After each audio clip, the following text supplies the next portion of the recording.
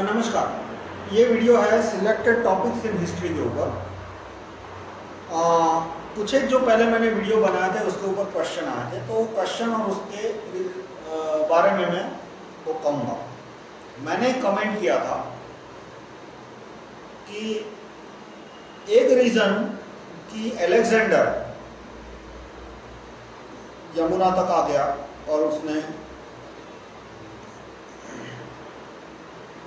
आम्बी को सरेंडर करने के लिए विवश कर दिया, पुरु को संधि करने के लिए विवश कर दिया, अनेक राजाओं को हराया और यमुना तक आ गया। इसका एक रीज़न। और उसके बाद मुगल और अरब सिंधु नदी तक आ गए। मुगलों ने, बाबर ने उत्तर भारत के बड़े हिस्से पे कब्जा कर लिया और उसके बाद अंग्रेज। उसका एक कारण था कि उनके पास हथियार अच्छे थे और उसमें मैंने कमेंट की थी कि उनके पास इंजीनियरिंग टेक्नोलॉजी अच्छी थी। और उसके संदर्भ में क्वेश्चन आए कि ऐसा नहीं है कि हमारे यहाँ भी धातु बनाने की टेक्नोलॉजी सबसे अच्छी है। जैसे एक पिलर का एग्जांपल हमारे सामने है, दिल्ली में जो लोहे का खंभा है उसमें अभी तक जंग नहीं लगा। हजारों साल हो गए उस खंभे को। तो इसके ऊपर ये वीडियो है। इंजीनियरिंग, साइंस और टेक्नोलॉजी और इंडस्ट्री, ये चार चीज़ों में क्या फ़र्क है और कानून व्यवस्था कैसे कैसे असर करती है इस पर। तो पहली बात, इंडस्ट्री और साइंस में फ़र्क क्या है कि एक खंभा जो कि जंग नहीं खाता वो साइंस के नॉलेज को साबित कर देता है कि भाई हमारे पास इतना साइंटिफिक नॉलेज था। लेकिन 1 लाख भाले या 10 लाख भाले वो इंडस्ट्री इंजीनियरिंग को साबित करते हैं। काफी देशों में साइंस ने काफी तरक्की की थी अलग अलग टाइम पे, जैसे कि रशिया है, रूस है। रूस ने साइंस में इतनी तरक्की की थी कि सबसे पहला सैटेलाइट रशिया का था। सैटेलाइट में रशिया ने एक टाइम पे अमेरिका से भी आके था। मिलिट्री वेपन्स भी उसके बहुत अच्छे थे। पर उसी रशिया में वीसीडी प्लेयर, उस समय डीवीडी प्लेयर नहीं था, उस समय वीडियो कैसेट प्लेयर था। मैं 1990 से पहले की बात कर रहा हूँ। 1990 से पहले तब तो सीडी डीवीडी कुछ था ही नहीं। 1990 से पहले वीडियो कैसेट होता था। तो वीडियो कैसेट प्लेयर या टेप रिकॉर्डर या रेडियो, वो जो रशिया का होता था वो इतना खराब होता था, एकदम भारी। और इंडिया में तो किसी ने यूज़ ही नहीं किया होगा, लेकिन जिन लोगों ने देखा यूज़ किया वो बताएंगे। और बार बार बिगड़ जाए, आवाज़ करे। तो वो देश सैटेलाइट भेज सका अंतरिक्ष में, लेकिन अच्छा कैसेट प्लेयर नहीं बना पाया। तो इस तरह का फर्क आ जाता है। जैसे मैंने एक कॉन्क्रीट एग्जाम्पल दिया था कि जो ग्रीक सैनिक थे उसके पास जो भाले होते थे, उस भालों की लंबाई होती थी 16 से 18 फीट लंबा। वो लकड़े का होता था। वो लकड़ा इतना मजबूत होता था कि बहुत डायमीटर में बहुत बड़ा ना हो, क्योंकि यदि डायमीटर में बहुत बड़ा है तो उसको हाथों से होल्ड नहीं कर सकते। डायमीटर में छोटा होना चाहिए। वो लकड़ा इतना मजबूत होना चाहिए कि 18 फीट लंबा है तो भी टूट नहीं जाता या बेंड नहीं हो जाता, उतना मजबूत होना चाहिए। और साथ में उतनी और थोड़ी स्ट्रेंथ होनी चाहिए। उस लकड़े के आगे लोहे की नोक होती थी। तो इतना भारी जो इतना मजबूत लकड़ा है, उसको काट के, छिल के उसको भाला बनाना और छिलने के बाद उसको राउंड शेप होना चाहिए उसका, वरना राउंड शेप नहीं है तो हाथ छिल जाएगा, हाथ में इंजरी आ जाएगी सैनिक के हाथ में। तो उसके लिए लोहे के औजार बड़ी संख्या में चाहिए, बहुत पैने चाहिए, नुकीले चाहिए, शार्प एज वाले चाहिए। तब इस तरह से 50,000, 1 लाख, 2 लाख भालों का उत्पादन हो सकता है। तो एक अच्छा भाला बनाना जो कि 16-18 फीट लंबा हो, वो साइंस है। और इस तरह के 1 लाख भाले बनाना वो इंडस्ट्री हो गया, टेक्नोलॉजी हो गया, इंजीनियरिंग हो गया। तो साइंस था हमारे पास, लेकिन इंडस्ट्री में कमी थी। इंडस्ट्री में क्यों कमी थी, फिर इसके देखो बहुत सारे अलग अलग कारण आएंगे। जैसे इंडस्ट्री में एक कमी का कारण दिखाया जाता है कि भाई हमारे राजा किसी देश पे हमला नहीं करना चाहते थे, इसलिए उन्होंने इतने अच्छे भाले या तोप या बंदूकें नहीं बनाई। अब इसमें तुम इतिहास देखो तो अंदर अंदर तो इतने सारे युद्ध हुए हैं जिसकी कोई गिनती नहीं है। जैसे गुजरात के अंदर ही बात करूं तो सिद्धराज जो एक काफी प्रख्यात नामी राजा थे गुजरात के, तो उन्होंने अपने जीवन काल में कम से कम 25 युद्ध किए हैं, कम से कम 25, शायद ज्यादा।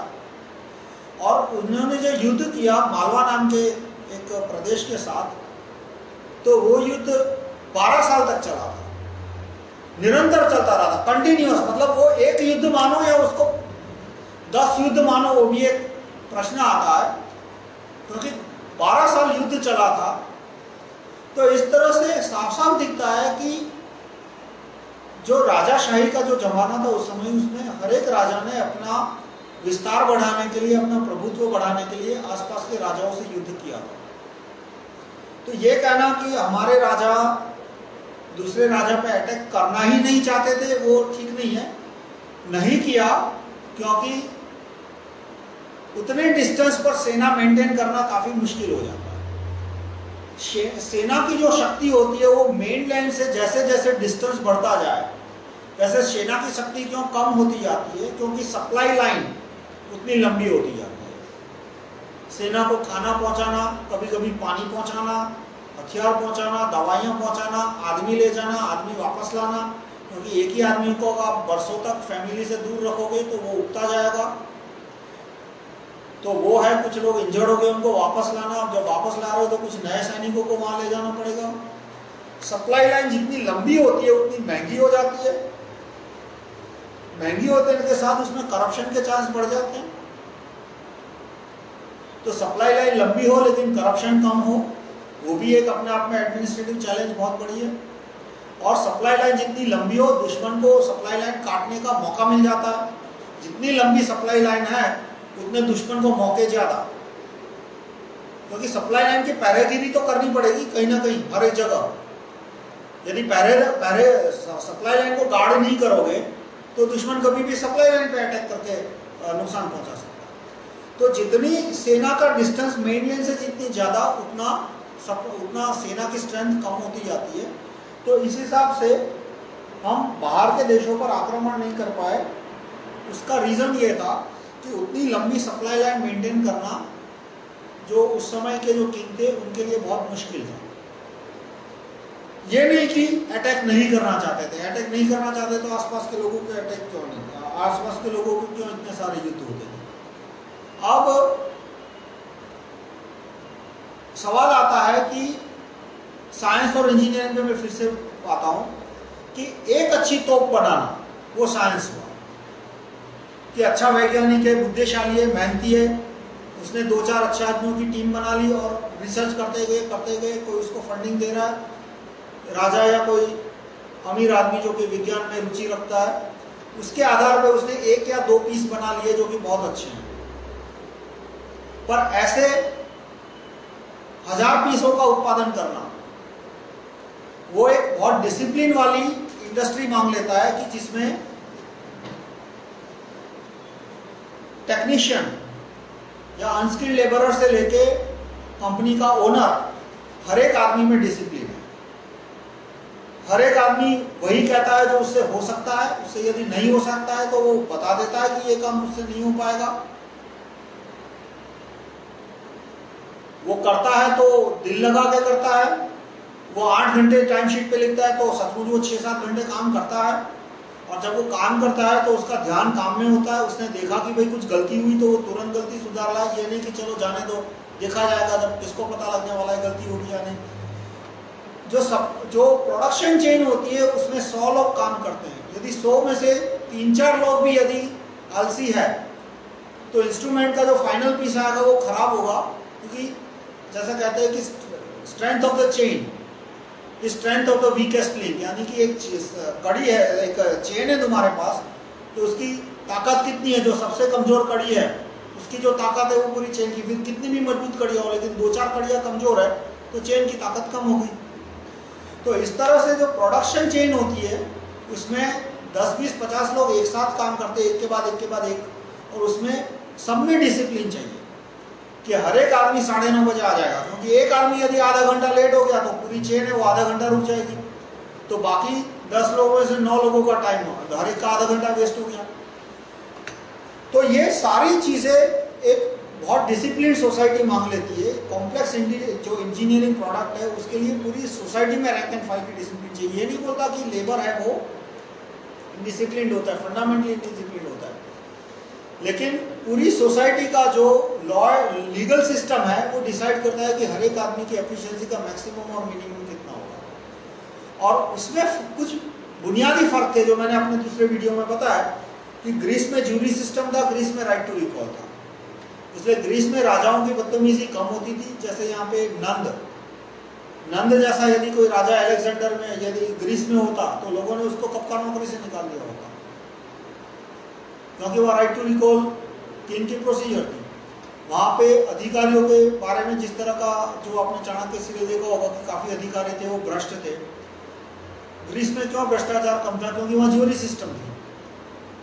वहाँ यदि अधिकारी के सामने इतनी ऐसी कंप्लेंट्स आती है और प्राइमा फेसी डाउट होता है तो पूरे एथेंस में से अधिकारी का स्तर कितना है, सीनियोरिटी कितनी है, उसके आधार पे 50, 100, 200, 300, 400 या 500 लोगों की जूरी बुलाई जाती है, रैंडमली चोजन सिटीजन। और उनमें से यदि मेजोरिटी सिटीजन बोले कि इसको नौकरी से निकालो या इतना फाइन करो तो उसको दंड होता था।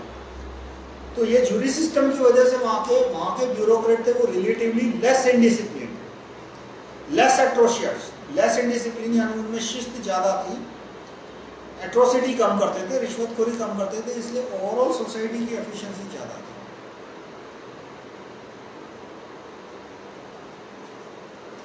और इसकी वजह से इंजीनियरिंग में वो लोग इंजीनियरिंग और मास प्रोडक्शन, इंडस्ट्री का मतलब होता है मास प्रोडक्शन, इंडस्ट्री में आगे निकले थे और उसका साफ देखने को मिला हथियारों के उत्पादन। कला के क्षेत्र में कम, क्योंकि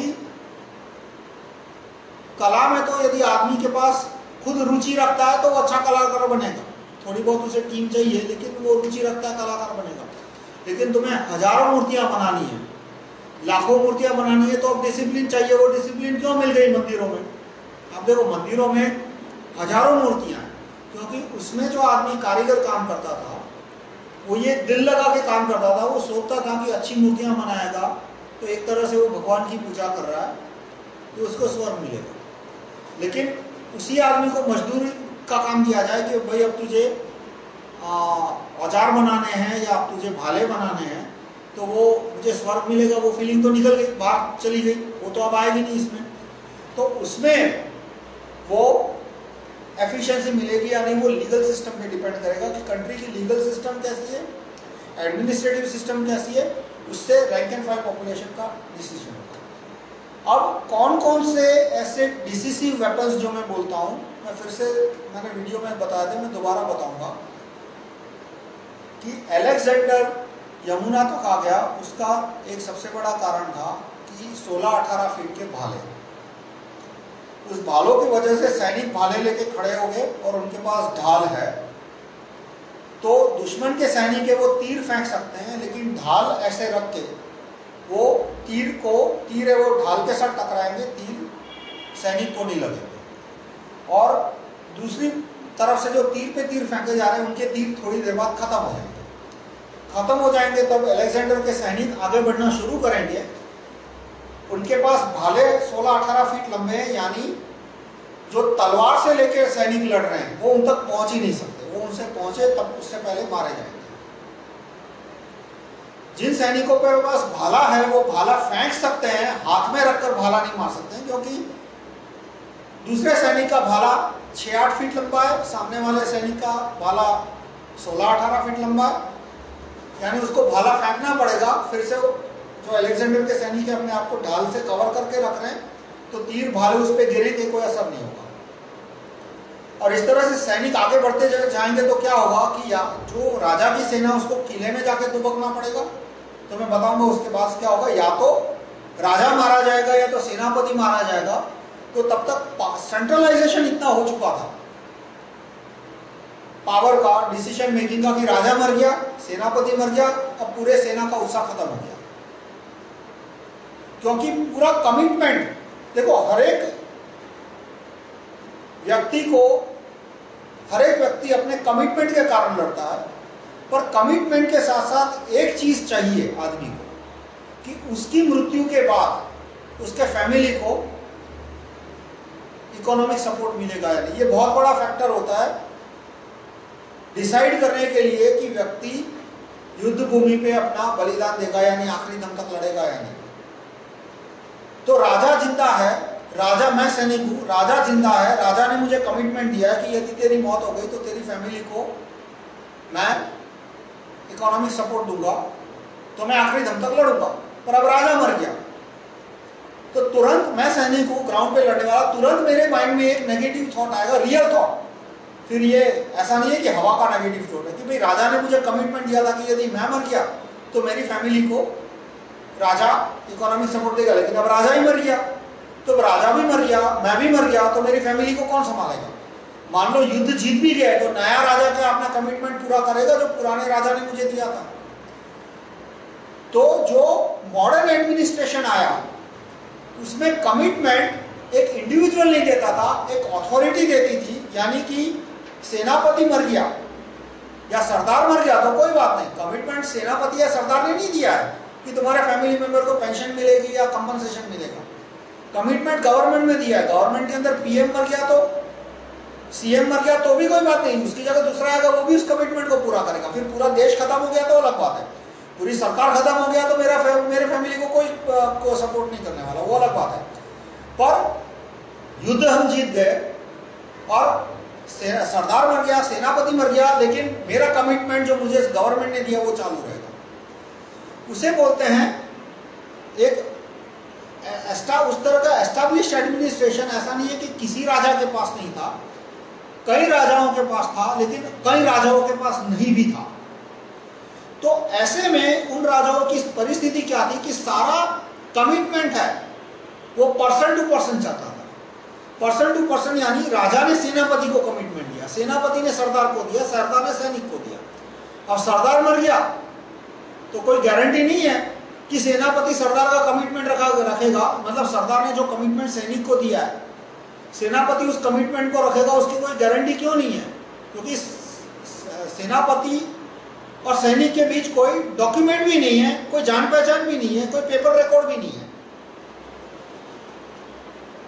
तो और सेनापति मर गया तो सरदार भी एक मिनट के लिए सोचने लगा कि भाई किंग के साथ तो मेरा कोई डायरेक्ट कनेक्शन था ही नहीं, मेरा जो कनेक्शन था वो या सूबेदार के द्वारा था या बीच के राजा के द्वारा था, और वो मर गया और मैं भी मर गया तो मेरे फैमिली का कमिटमेंट, मेरे फैमिली को कौन संभालेगा? तो जो पूरा ट्री होता है, कोई भी एडमिनिस्ट्रेशन में जाओ तो अब ट्री होता है कि राजा होता है, उसके नीचे सेनापति या सूबेदार होते हैं, उसके नीचे छोटे सूबेदार होते हैं और उसके नीचे सरदार और उसके नीचे सैनिक। कोई भी 70,000, 80,000, 90,000 की सेना है तो 4-5 लेवल हो जाएंगे।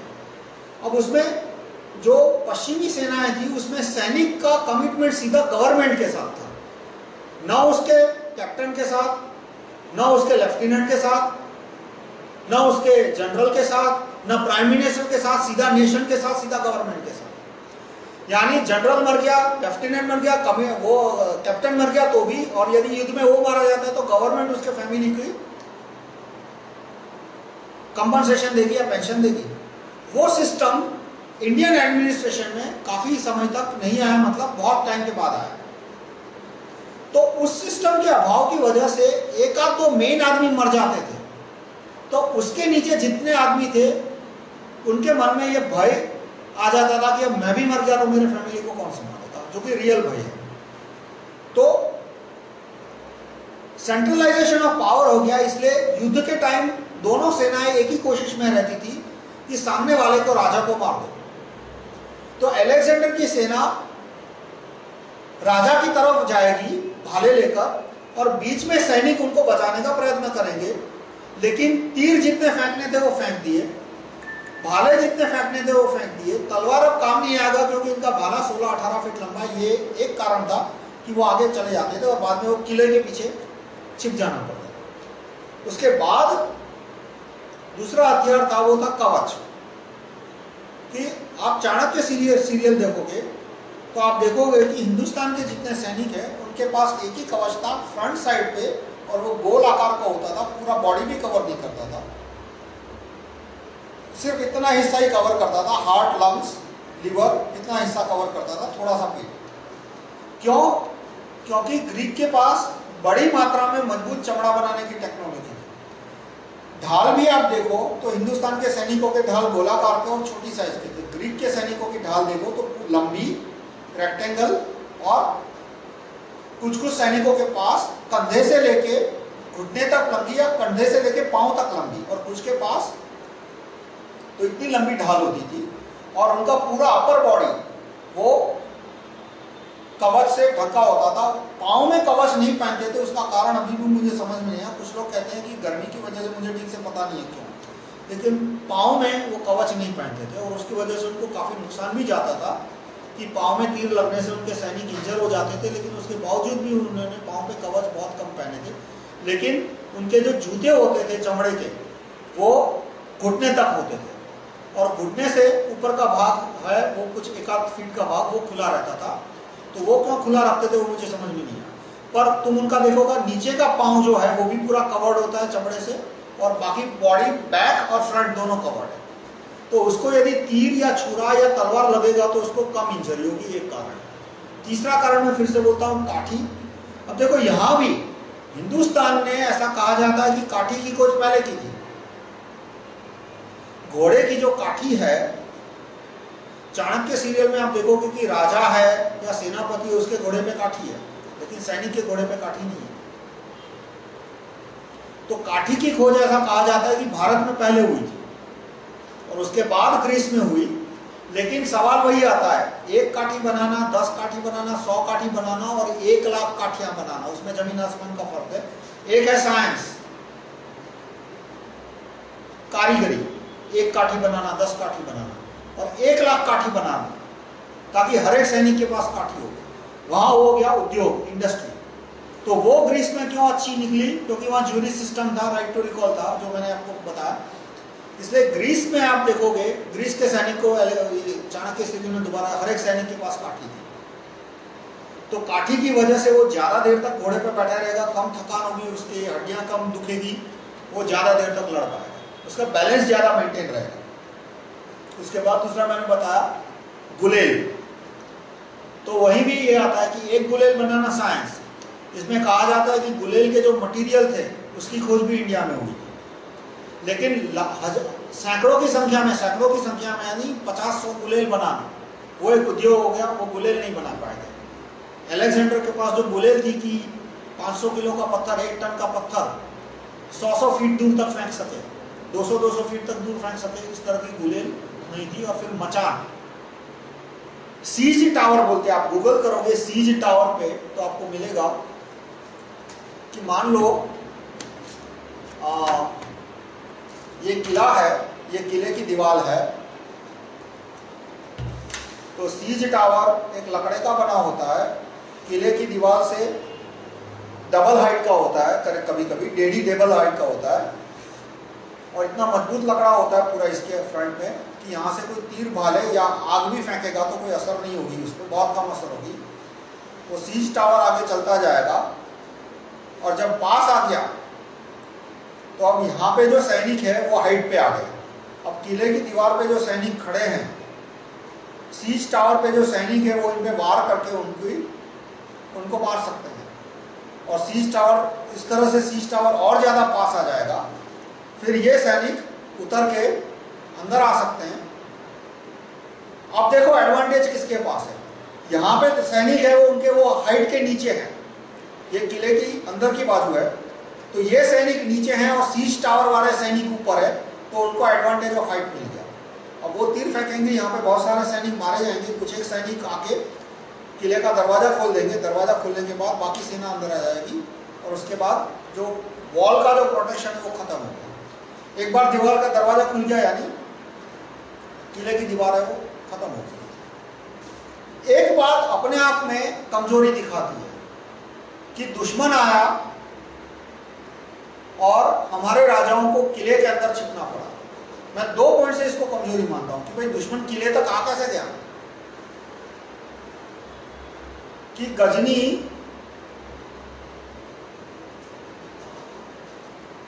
सोमनाथ तक आ कैसे गया, वही एक अपनी बहुत बड़ी कमजोरी है।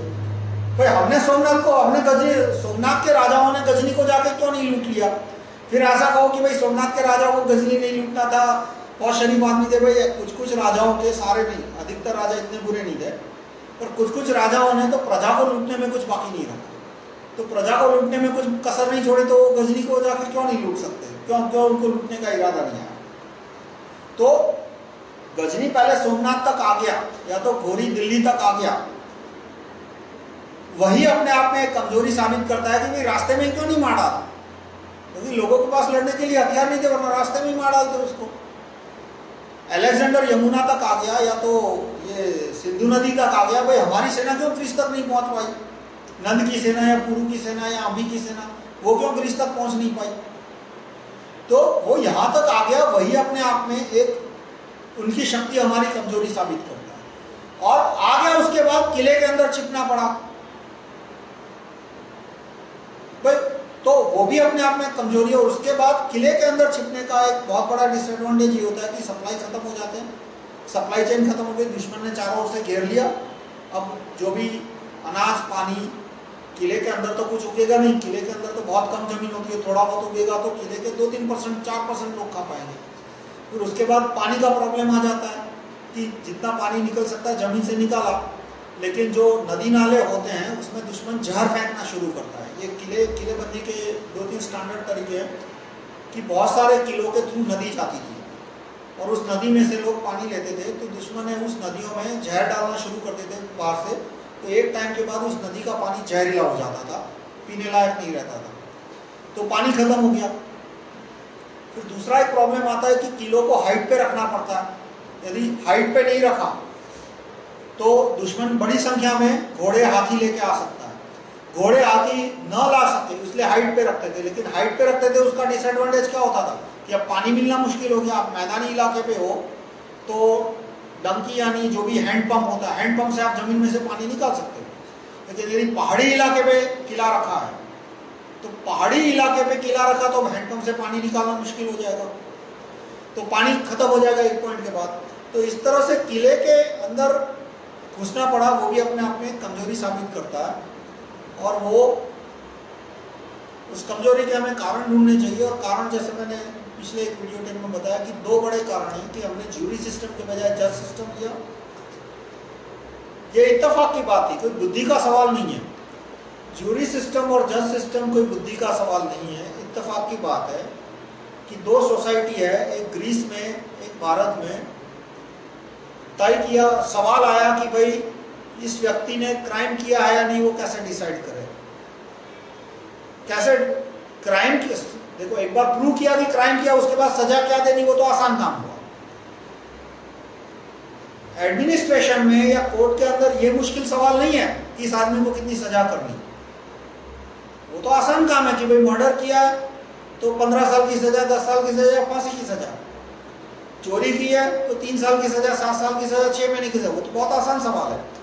मुश्किल सवाल है कि भाई प्रूव कैसे करना है, या कन्विंस कैसे करना है, या एस्टैब्लिश कैसे करना कि इसने चोरी की है या नहीं, कितनी बार की है, बार बार की है या पहली बार की है, खून किया है तो आवेश में आके किया या पैसे के लिए किया, जानबूझ के किया या प्लानिंग के साथ किया। गुनाह प्रूव करना सबसे मुश्किल चीज होती है। तो कैसे तय किया जाए कि गुनाह इसने किया है या नहीं। तो कुछ एक समाज ने डिसाइड किया कि भाई एक अच्छे आदमी को ये काम सौंप देते हैं। वहां से जज सिस्टम की शुरुआत हुई और सारी मुसीबतें की जड़ यही है कि उस अच्छे आदमी ने फिर अपने रिश्तेदारों के फेवर में जजमेंट देने शुरू किए, यार दोस्तों के फेवर में जजमेंट देने शुरू किए। अमीर लोगों से उसने और बुद्धिजीवियों से उसने नेक्सस बना लिया। तो कोई उसके खिलाफ बोलेगा तो तुरंत 100 बुद्धिजीवी खड़े हो जाएंगे ये कहने के लिए कि क्या सबूत है कि आदमी बिका हुआ है, साबित करो पहले, उस पर इल्जाम डालने से पहले। और समाज कमजोर होता गया। और दूसरे समाज ने डिसीजन किया कि भाई एक आदमी को ये पावर नहीं देंगे, रैंडमली 50,000 में से 50 आदमी को बुलाओ और हर एक केस में अलग अलग 50 आदमी। तो कंसंट्रेशन ऑफ पावर नहीं हुआ, नेपोटिज्म नहीं हुआ। तो जिस सोसाइटी में नेपोटिज्म नहीं हुआ, कंसंट्रेशन ऑफ पावर नहीं हुआ, वो सोसाइटी आगे बढ़ गई। आगे किस सेंस में बढ़ गई कि वहां पे कारीगरों ने ज्यादा काम किया, ज्यादा अच्छे उद्योग बड़े हुए। ज्यादा उद्योग बढ़े इसलिए उन्होंने बड़ी मात्रा में अच्छे हथियार बनाए। देखो जो दूसरी सोसाइटी उन्होंने भी अच्छे हथियार बनाए पर छोटी मात्रा में। किसी ने एक अच्छा भाला बना दिया, किसी ने एक अच्छा खंभा बना दिया, किसी ने एक अच्छी काठी बना दी, लेकिन 1 लाख भाले बना पाए, 1 लाख काठियां बना पाए, 1000 सीज टावर बना पाए, 1000 तोप बना पाए, वो सब नहीं हो पाया। और दूसरा जो मैंने बताया कि ये जो स्पिरिचुअल प्लेस है, मंदिर हो या मस्जिद हो या चर्च हो, उसका इनहेरिटेंस, तो वो मैंने दूसरे वीडियो में। तो यहां मैं कहूंगा कि हमारे पास विज्ञान और गणित दोनों में हमने तरक्की की थी, लेकिन हथियार बनाने के उद्योग में और इंडस्ट्री इन जनरल और हथियार उसमें हम पीछे थे। ये मुझे क्लैरिफिकेशन